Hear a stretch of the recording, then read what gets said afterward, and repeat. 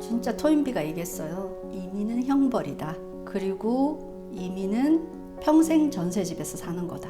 그래서 언제 안 울었냐 그러면은 이제 통장의 잔고가 70불 될 때, 그때 정신 차렸던 것 같아요.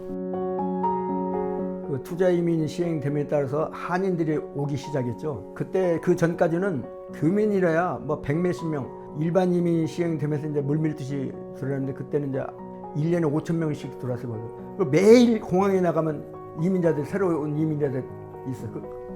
못 사는 사람들은 눈에 가시였죠. 이민자. 예.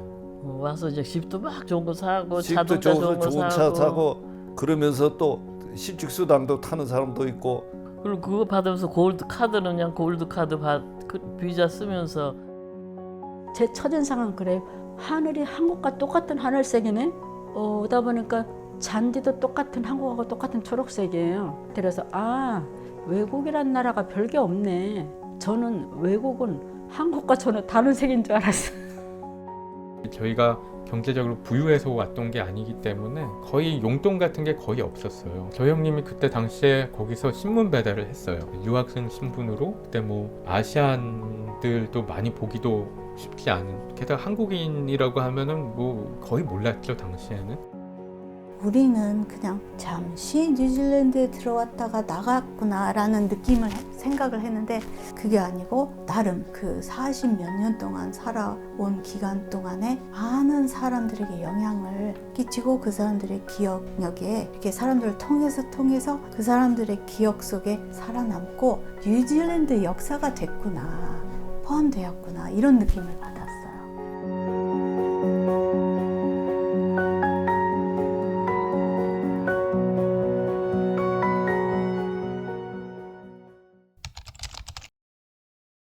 그 대학원을 딱 하고 이제 이호 시험장 다닐 때 보니까 도저히 희망이 없어요. 그래가지고 이제 결심한 게 이제 외국을 가야 되겠다. 여기서 도저히 안 되겠다. 우리 집안이 뭐 잘 살아가지고 크게 출세할 수도 없고 돈도 없고 그 남은 길은 공부하는 길밖에 없다. 그래가지고 이제 유학 시험을 계속 쳤죠. 두 번째 이제 콜럼보 플랜 해가지고 뉴질랜드 유학 된 거죠. 그 당시는 콜럼보 플랜이 뭔지도 몰랐어요. 장학재단인 줄 알았어요. 저는 콜럼보 플랜이. 그럼 뭔지도 모르고 그냥 시험 쳐가지고 그냥 어쩌다 보니 뉴질랜드가 된 거야. The main 1956 conference of all Colombo Plan countries was held in New Zealand. 그게 처음에는 이제 콜롬보에서 그러니까 영연방 수상들이 모여가지고 그 영연방이 있더라도 거기 또 후진국이 말레이시아, 있는데 뭐 그런 말레이시아 뭐 이런 사람들을 도와주자 그래가지고 교육을 시켜줬죠. 기숙사비를 대주고 등록금 책값을 대주고 그 다음에 이제 용돈으로 하여튼 미니멈으로 그냥 바듯하게 생활할 수 있도록 줬어요.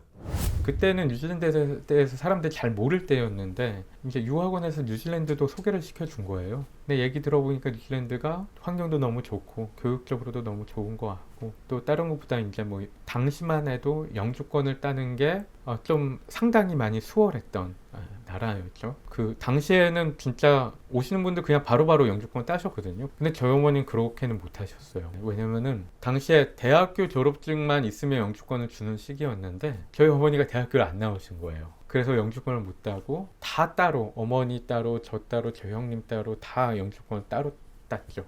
1973년도에 처음에 왔고요. 그때는 그냥 3년만. 제가 그냥 흐리게 기억하는 거는 아버님께서 풀브라이트 스콜러십을 얻으셨는데 그걸로 오셨는지 다른 스콜러십으로 오셨는지 아무튼 여기 그때 뉴질랜드 그러면은 인과 계통이 좀 강했어요. 여기 나무도 많고 그래가지고 여기 연구소에서 초청을 받았어요. 3년 동안 와서 같이 연구를 하라고 3년 살다가 귀국했습니다. 한국으로. 한 2년 반 후에 가족이 아예 이민을 왔습니다. 그래서 1979년도 3월 달에 이민을 왔습니다.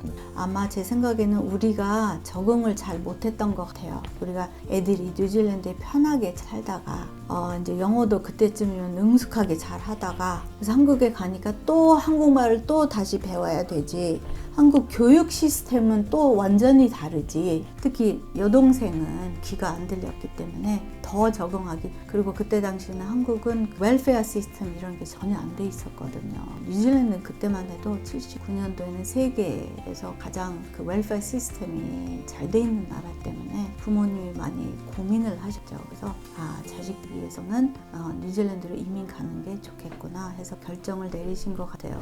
제 금산 여중 친구가 시집을 갔어요. 송영군 선장이 뉴질랜드에서 한국 원양어선으로 여기서 조업을 할 때였었어요. 친구를 하든 누구를 소개를 하든 본인이 한국을 나와서 나를 실제로 보고 친구를 하든 안 하든 뭐 그때 서로 보고 싫으면 공항에서 돌아가든지 그렇게 하기로 결정을 하고 와가지고 이제 김포공항에서 처음 본 거예요.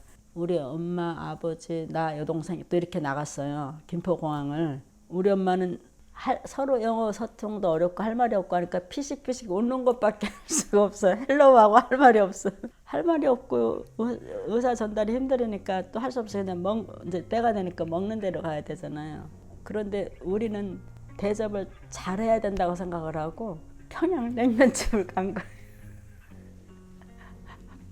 그 이후에 이제 살면서 유순 씨가 그러더라고. 자기는 태어나서 그날 평양냉면을 먹는 게 그렇게 고역일 수가 없어. 그것도 온돌식으로 앉아서. 자기는 평생 자식 생활을 해본 적이 없는데 막 다리도 아프고 그런데 이 냉면이 언제 어떤 걸로 끊어야 될지를 몰랐대요. 포크도 없고 나이프도 없는데 젓가락도 힘든데 이거를 어느 시점에서 끊어서 입으로 넘겨야 되는지 그거를 아무리 생각을 해도 먹는 걸 가위로 끊을 수도 없고 칼도 안 주고 또 매웠고 땀은 줄줄 나서 여기다 계속 흘렸어요.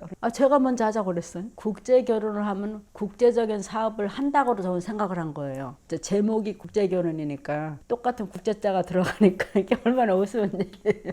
그러면 내가 사업을 하려면 잘 됐네. 뭐 그냥 기왕이 나왔으니까 국제 결혼을 하면 되겠네 라고 생각을 했어요. 그 두 번째 이유는. 근데 막상 와서 보니까 국제 사업은커녕 사업하고는 전혀 거리가 먼 사람이에요.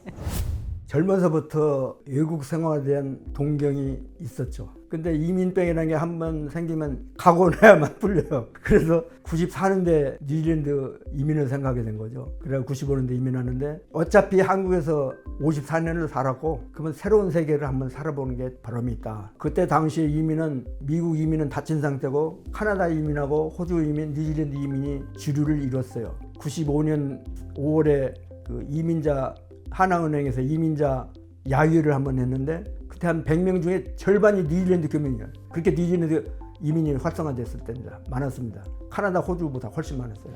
호주, 카나다, 뉴질랜드 전부 합쳐서 뱃속에도 있었고 여기 와서 낳았지. 그럼 벌써 28년 되니까 그 애기가 벌써 28살이 되는 거예요. 투자 이민도 왜 시작이 됐느냐? 87년대는 뉴질랜드가 뭐 경제 위기 아주 외환 위기 이런 거 겹쳤습니다. 그래서 외국 아세안계 이민들을 받아들여야 된다. 그래서 투자를 유치해야 된다 해서 투자 이민법이 발효가 된 거죠. 그래서 88년부터 이제 투자 이민으로 오게 되는데 그래서 이제 그때부터 실질적으로 이제 뉴질랜드 경제도 회복되고 그러다 보니까 일반 이민으로 좀 질이 좋은 이민자들을 받아들여야겠다 해서 무조건 대학 졸업 이상, 경력도 대학 전공 분야에서 몇 년 이상 한 사람, 또 나이도 젊은 사람, 그런 가산점을 줘가지고 토탈 점수를 매겼죠. 새로운 이민자들이 온다는 건 자 생각해보세요. 중고차 팔아야죠. 집도 사줘야죠. 이삿짐 센터 있죠. 뭐 가구 좀 있죠. 관련 안 되니까 전부 경제 활동과 관련되는 겁니다. 그러니까 활성화 될 수밖에 없죠. 그리고 교민 경제도 그때는 한참 커나가는 때라 좋았죠. 이민자 가정 하나만 여기만 몇 가지 거기서 비즈니스가 생겨납니까? 그때 당시 아파트, 서울에 아파트 한 채만 팔아가지고 오면은 여기서 집 몇 채를 사는 거예요. 근데 한국인은 우리밖에 없었어요. 네, 그래서 아버님이 하신 말씀이 우리는 한국인을 대표로 한다. 여기 키위들이 우리를 보면 한국 사람들은 저렇구나 인식을 하니까 be on your best behavior. 그러니까 모범적인 생활을 해라. 한국인으로서 니들이 대표니까. 그러니까 그걸 항상 생각을 해요. 우리가 이렇게 이런 우리가 욕을 하거나 뭐 잘못된 행동을 하면 안 된다. 그러면 저 사람 한국 사람들 형편없어 이렇게 할까봐 항상 행동을 똑바로 해야 된다는 그런 생각을 하면서 살았어요. 우선 한국말을 잃어버렸죠. 거의 다 잃어버린 거나 마찬가지예요. 왜 그러냐면 한국말을 할 기회가 집밖에 없는데, 그러니까 하루 종일 영어만 하는 거죠. 빨리 니들이 영어를 배워야 된다. 집에서도 이렇게 부모님은 우리한테 한국말로 하시면 우리는 영어로 대답을 했어요. 그렇기 때문에 거울을 안 보고 살았더라면 저도 키위인 척 이렇게 잘못 인식을 하고 살았을 정도로 막 키위들하고 어울려서 살려고 엄청 노력을 했죠. 압력 솥을 저는 본 적이 없어요. 그때 한국은 그런 게 없었어요. 여기다 뭘 일순서가 요리를 하길래 제가 그걸 기억을 하고 나도 그러면 사골국을 여기다 끓이면 되겠다 해서 그걸 끓였는데 딸랑딸랑딸랑 소리가 나요. 이렇게 끓면. 그래서 그걸 막 억지로 잡아 뺐어요. 뺐더니 이렇게 확 터져버린 거예요. 부엌 막 나온 채까지 막 다 튀겨가지고 이제 저도 막 데일 뻔했어요. 이거 자기가 와서 밥을 한다고 그렇게 말했는데 왜 했냐는 거예요. wilson 씨는 저를 위해서라기보다는 내가 워낙 일을 계속 저지르니까 아무것도 하지 말고 그냥 가만히만 있으래. 근데 어떻게 사람이 또 가만히만 있어요. 저는 맨날 서 있으니까 자기가 밥을 하더라고. 하는데 그 알람뱃살 밥하고 우유하고 설탕하고 페퍼하고 솔트만 있는 거예요. 근데 안 먹었던 저는 있어요. 그냥 항상 안 먹고. 그럼 저는 막 배는 고프고 힘은 없고, 그때 몸무게 40kg였는데 막 쓰러져요. 힘이 없어서. 근데 제가 왜 안 먹는지를 몰라요. 그러니까 나는 반찬이 없어서 못 먹겠다는 말을 또 영어로 하기가 어려워서 그냥 가만히만 있고 맨날 노만 했어. 노. 그랬더니 이제 나중에 힘이 없어 제가 자꾸 쓰러지니까 가만히 보면 죽을 것 같은가 봐. 이제 피지컬 에너지가 없으니까 하루는 저를 데리고 그 부둣가를 데리고 가더라고. 그 오징어배, 추를 씹은 큰 배고 오징어배는 작아요. 근데 더 열악해. 그런데 거기서 가니까 선원들은 이제 반가웠고 막 밥을 차려줘요. 보니까 어른 김치하고 김 몇 장하고 된장국 세 가지를 주는데 저는 이 세상에서 지금까지 태어나서 그때 먹은 밥이 최고로 맛있는 거예요. 그러니까 한국 떠나고 몇 달 동안 제대로 밥을 먹은 적이 없어요. 그러다 그 밥을 먹으니까 이제 그 영양가가 있고 칼로리 이건 생각할 필요가 없어요. 그냥 그 밥을 먹고 제가 살아났다니까요. 진짜 너무 못 모르고 왔잖아요. 와서 자고 일어나면 울었어요. 너무 낯설고, 그리고 아기는 어리지 뭐 한국에서 뭐 좋은 분유라 그래서 있었던 것 같은데 그걸 저희 짐은 안 갖고 와도 그걸 잔뜩 갖고 온 거예요. 그래서 마프가 와가지고 그 검사하면서 다 갖고 가가지고 엄청 그때부터 울기 시작해가지고 돈도 많이 없죠. 그러니까 모든 게 다 생각했던 거라고 생각을 안 했기 때문에 물론 그런 걸 닦지만은 생각했던 것보다 너무 힘들어서 누구나 다 어려움이 있죠. 언어. 그리고 병원 갈 때도 어려웠죠. 제일 병원이 그랬던 것 같아요. 애 때문에 많이 힘들었었는데 설사도 너무 많이 하고는 그 설사라는 단어가 하나밖에 없잖아요. 그래서 제가 기저귀를 들고 갔어요. 역사적으로 보면 92년 되니까 교민지가 발행되기 시작했어요. 교회 같은 데서 뉴스가 인쇄물이 나오고, 그 다음에 93년대 무역관이 개설됐어요. 그 다음에 93년도 말에 대한항공이 지향을 했습니다. 직항이. 전에는 호주를 통해서 여기 왔어요. 직항 노선이 개설되고, 그러다 보니까 관광객이 또 1년이면 10만 명이 들어왔어요. 10만 명 관광객이. 그러니까 활성화될 수밖에 없죠. 매일 자고 나면 막 새로운 비즈니스가 생기는 거예요. 관련해서 한국 사람 관련해서 관광업, 또 유학업, 유학생이 매년 들어왔으니까. 그다음에 뭐 운송업, 뭐 부동산 중개, 또 비즈니스, 소규모 비즈니스 이런 데 종사를 했고, 기술 있는 분들은 기술로서 이제 현지 취업도 많이 했고 그랬죠. 우리가 자녀 교육에 대해서는 얼마나 열성입니까? 그만큼 여기서 이민자인데도 불구하고 학업적으로 두각을 나타내요.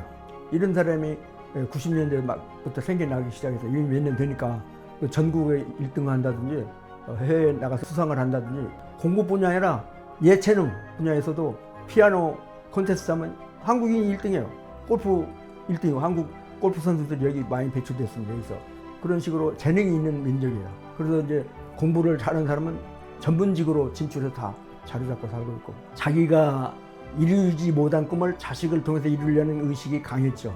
또 달리 또 그런 방법 외에는 없고, 자식이 잘 되면 그 성공한 인생으로 보고, 여기서 뭐 얼마나 열심히 한들 무슨 돈을 뭐 많이 벌 기회가 있으니까 기반을 빨리 잡고 뭔가 성공했다고 하는 소리 들으려면 자식이 잘 되는 게 우선이죠. 이민사회에서 이민자가 자리를 잡을 수 있는 건 전문직이에요. 그래도 옛날에는 뭐 한국에서 왔다고 그래도 뭐 전혀 한국이 어디 붙어 있는지 모르는 사람들이 태반이었고 그냥 뭐 중국 밑에 작은 나라 정도로 생각하고 다들 니하오라고 인사해. 니하오 아니면 곤니치와. 그런데 뭐 지금은 아시다시피 K-팝 열풍, 뭐 K-드라마, K-무비 뭐 그래서 사람들이 처음 보는 사람들이 항상 너 한국인이냐라고 물어보는 경우가 상당히 많아졌고 한국인이라고 얘기하면은 말이 끝나기 무섭게 한국 드라마를 열거하기 시작하고 저는 한 번도 보지 못한 한국 드라마를 이렇게 얘기하면서 너무 신기했던 기억이 있고 제가 대학교 졸업하고 그런 시기 거기까지만 해도 그렇게 이 현지 사회에 들어가서 사는 사람들이 많지는 않았어요. 근데 지금 이렇게 보면은 대학 졸업하고 각 그 영역에 다 들어가서 뭐 병원에도 그렇게 한인 의사와 간호사들이 많더라고요. 뭐 약국에도 가는 데마다 한인 약사분이 계시고 그리고 여러 가지 뭐 IT 쪽에도 정말 많이 나가요. 건설업계에도 뭐 그런 것들 보면서 그런 어떤 이민 사회 변화들 많이 느낄 수 있고 시골에서 이제 어느 간호사를 만났어요. 그런데 어떻게 하다가 저는 로토라에서 자랐습니다. 고향이 로토라입니다. 그리고 어머님이 로토라 간호사니까 로토라 병원에서 일을 하셨었습니다. 그러니까 이 간호사가 저도 로토루아에서 병원에서 일을 했는데 어머님 이름이 뭐예요? 그래서 원자황이에요. 그러니까 알아요. 원자황 들어봤어요. 그러니까 제가 깜짝 놀랐어요. 그러니까 그때 어떤 느낌이 들었냐면 우리 가족이 이 뉴질랜드 역사에 포함이 되었구나. 마이너리티로서 뉴질랜드에 살지만 우리가 절대 이렇게 insignificant 하지 않습니다. 우리 개개인이 다 우리 주위 사람들에게 영향을 끼칠 수 있고 이 나라의 역사에 기록이 남게 되는 사람들이기 때문에 희망을 항상 가지시고 존재성과 정체성과 한국인으로서 자부심을 가지고 살으셨으면 좋겠습니다.